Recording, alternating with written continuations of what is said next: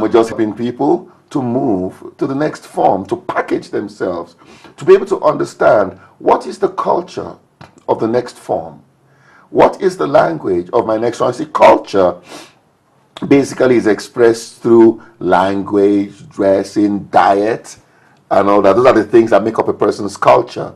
And so when we say, what is the language of your next form? The language, there's the language of the masses and there's the language of solution providers. You know, one group is complaining, the other group is giving solutions. So what's the language of your next form? What is the mental state of your next form? So that's what we're going to help people accomplish on this this particular month's event. Yes. Let me take the subject of mentorship to the workplace. And I'm looking at a manager who needs to make sure that he also grows other people.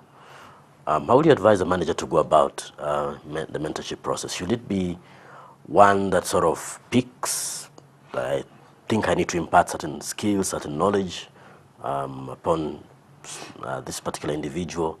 How does a manager go about it effectively? Okay, I think knowing surely that the workplace is also a very competitive place. Yes. Where certain nuances are likely to be centered intentionally, that maybe the manager favors so and so. Yeah. First of all, let's start with the difference between training and learning. Training is it's instructor driven. Learning is receiver driven.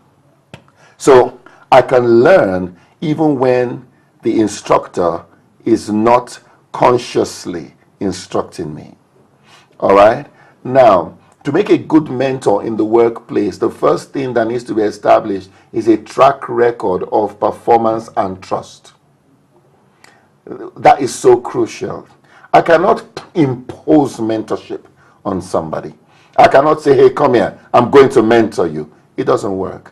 Because if they don't want to learn from me, no amount of instruction from me can make them, learn from me. So the manager has to establish a track record of performance, and particularly more and more in the workplace today, Generation Y, there's a big disconnect between those who are the people who are making the policies and the people who are executing. There's that generation gap. A lot of people executing today are Generation Y people. All right? And how can I effectively tell you to do something and you've looked at me and I know more than you? All right? And so mentorship is leadership by knowledge. Okay? So the manager, number one, has to establish the fact that I'm switched on. I have a track record of performance that is not disputable. All right? And then I can be trusted. That's very important. Now, when I've established that track record that I can be trusted, that is what gives me the liberty to call a spade a spade. All right? Now, if I have not built the credibility to be trusted and I call a spade, it may appear to be victimization.